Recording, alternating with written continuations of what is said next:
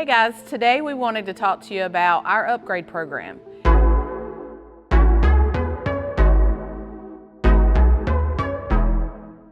We offer the opportunity for you to start with a piece of equipment and then you can trade it in. As your business grows, as you need bigger parts to be blasted, you get full credit for the purchase price in order to upgrade that equipment, which is a great program and a lot of people take advantage of that. I wanted to mention to you there are a couple of terms and conditions that go with the upgrade program. Only metal machines can be traded in for metal machines. If you have a metal machine made of carbon steel, that unit is not eligible. When we're doing an upgrade, we're going to ask you to send us pictures of your machine. We want to see normal wear and tear, but if there's anything that is too damaged or cosmetically unpleasing, it will have to be up for approval as to if the trade-in can be an option. Refurbished machines are not eligible for upgrade. You cannot upgrade to a refurbished machine. That's another stipulation that we have on our upgrade program. We have put a stipulation on if you've purchased a machine over 6 years ago,